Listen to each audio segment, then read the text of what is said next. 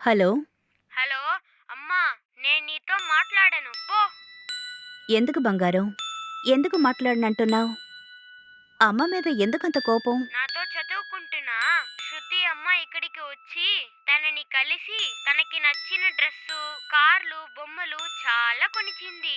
పోమ్మా! ఈరోజు నువ్వు నన్ను చూడ్డానికి రాలేదు. నిన్నే కదా నాన్న నేనొచ్చి నిన్ను చూశాను. కానీ ఈరోజు రాలేదు కదా! పో! నేను నీతో మాట్లాడను. నువ్వు మాట్లాడకపోతే నేను ఏడుస్తాను. అమ్మా! అమ్మా ఏడవకమ్మా! నేను ఊరికే అన్నాను. నా బుజ్జి కదా, నా బంగారు కదా, ఏడవకూడదు సరేనా? నువ్వు ఇక్కడ వచ్చేటప్పుడు చాక్లెట్ ఇస్తాను. సరే. నేను ఏడవను నాన్న. అయితే నువ్వు ఈ రోజే నన్ను చూడడానికి రావాలి. అప్పుడే నేను నీకు చాక్లెట్లు ఇస్తాను. అయ్యయ్యో! అమ్మకి ఈరోజు పనుందిరా. నేను రేపొచ్చి నిన్ను చూస్తాను. సరేనా? రేపా? సరే. అయితే నువ్వే నాకు చాక్లెట్లు కొనివ్వాలి. సరేనా? సరేరా బంగారం. శృతికి కూడా కలిపి తీసుకురా. మర్చిపోవద్దు. సరేనా? నీకు, శృతి పాపకి కేకులు, చాక్లెట్లు, కారు, బొమ్మలు ఇవన్నీ అమ్మ కొనుక్కొని తీసుకొస్తాను. సరేనా? బొమ్మలు, కార్లు భలే! మా మంచి అమ్మ. నా బంగారం. తినేసి బాగా నిద్రపోండి.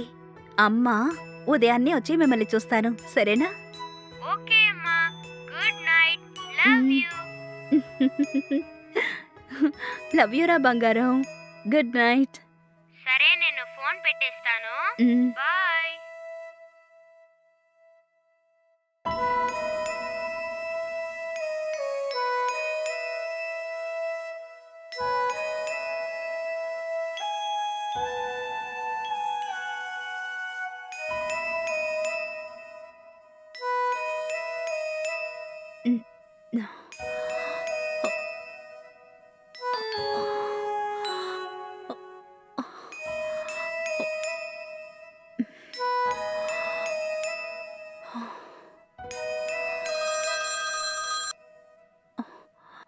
హలో! హలో భువనా, చెప్పన్నయ్యా. ఏంటమ్మా నిద్రపోతున్నావా? అవును రమేష్ అన్నయ్య. హో, నిన్న రాత్రే పీరియడ్ స్టార్ట్ అయింది. అందుకే కొంచెం టైర్డ్‌గా ఉన్నాను.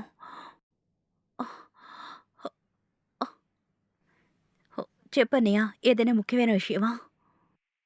సారీ అమ్మా, నేను నడక్కుండానే ఈ రోజు ఒక అపాయింట్మెంట్ ఫిక్స్ చేశాను. ఏంటి రమేష్ అన్నయ్య, నీకు బాగా తెలుసు కదా! ఇది నా అవసరం కోసం మాత్రమే నేను చేస్తున్నాను. అది కాకుండా ఇప్పుడు నాకు పీరియడ్స్. అందుకని నాకు చాలా టైర్డ్‌గా ఉందన్నయ్య. ప్లీజ్ ఈ అపాయింట్మెంట్‌ని క్యాన్సిల్ చేసేయండి. భువనా, నీ క్యారెక్టర్ గురించి నాకు బాగా తెలుసు. నీకు ఇష్టం లేని పని నేనెప్పుడూ చేయనని నీకు బాగా తెలుసు. ఇది నువ్వు అనుకుంటున్నట్టు రెగ్యులర్ అపాయింట్మెంట్ కాదు. జస్ట్ 1 అవర్ నువ్వు తన పక్కనే కూర్చొని మాట్లాడితే చాలు. ఓకేనా అమ్మా? మాట్లాడ్డానికి ఎందుకు ఆయన నా దగ్గరికి రావాలి? ఇంకెవరినైనా చూసుకోమనండి అన్నయ్య. మాట్లాడడం అంటే ఫ్యామిలీ గురించి మాట్లాడడం కాదు. ఇది నీకు సంబంధించిన ఇంటర్వ్యూ అపాయింట్మెంట్. ఇంటర్వ్యూవా? ఏమంటున్నావన్నయ్య? నన్ను ఇంటర్వ్యూ తీసేయంతగా నేను ఏమంత గొప్పగా సాధించాను? కానీ ఇంటర్వ్యూ చేయడానికి వచ్చే వ్యక్తి నిన్నే ఇంటర్వ్యూ చేస్తానని మొండి పట్టు పడుతున్నాడు. ఏమిటన్నయ్య మీరు? నన్ను ఇంటర్వ్యూ చేసి ఏం చేయబోతున్నారు? అంతేకాకుండా ఫోటోస్, వీడియోస్ కూడా వాళ్ళు తీస్తారు. హ్, ఆహా! ఇదంతా నాకు సెట్ అవ్వదన్నయ్య. అవునా? ఈ రోజు నిన్ను ఇంటర్వ్యూ చేయడానికి వస్తున్న వ్యక్తి పేరు మిస్టర్ చంద్రశేఖర్.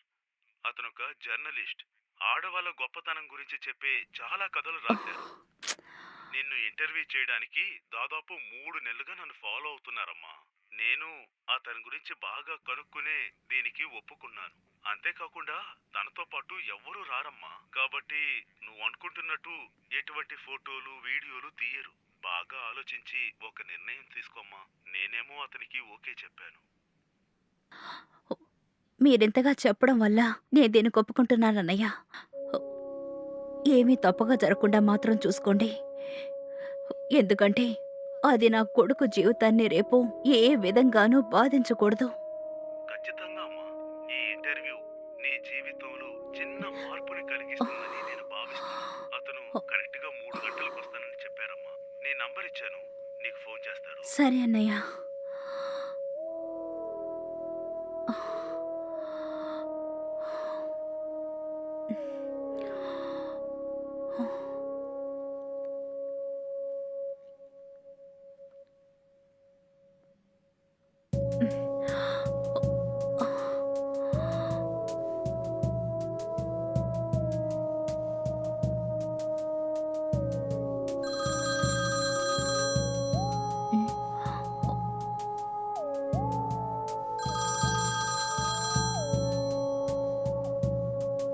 హలో.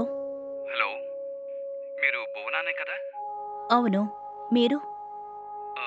రమేష్ మీ నెంబర్ ఇచ్చారు. నా పేరు చంద్రశేఖర్. నేను ఒక జర్నలిస్ట్ని. ఆ, సార్ రమేష్ అనే చెప్పారు.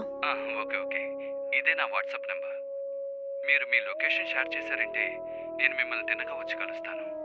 Okay sir. ఓకే.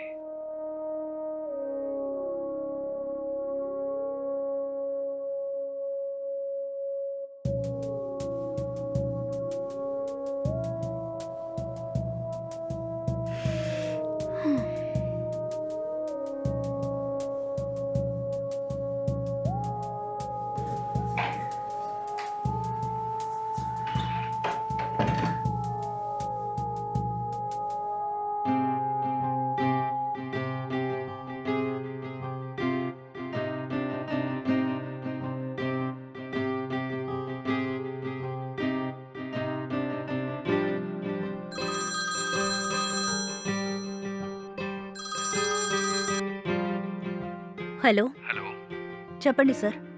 భువనా, నేను చంద్రశేఖర్ని. మీరు పంపించిన లొకేషన్కి వచ్చేసాను. ఎగ్జాక్ట్గా ఎక్కడండి మీ ఇల్లు? మీ పక్కనే వాటర్ ట్యాంక్ ఉంటుంది చూడండి సార్. వాటర్ ట్యాంక్ ఉంది. ఆ, ఆ వాటర్ ట్యాంక్ పక్కన రైట్లో 3వ ఇల్లు సార్. ఓకే ఓకే, ఇదిగో వస్తున్నా. అలాగే సార్.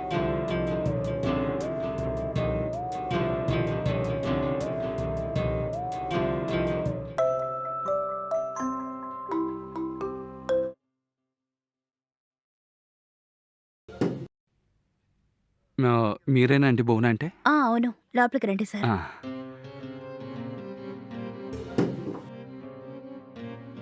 కూర్చోండి sir. Thank you. Sir tea coffee ఏదైనా తీసుకుంటారా? నో థ్యాంక్స్, నీళ్ళు మాత్రం చాలు. Okay sir.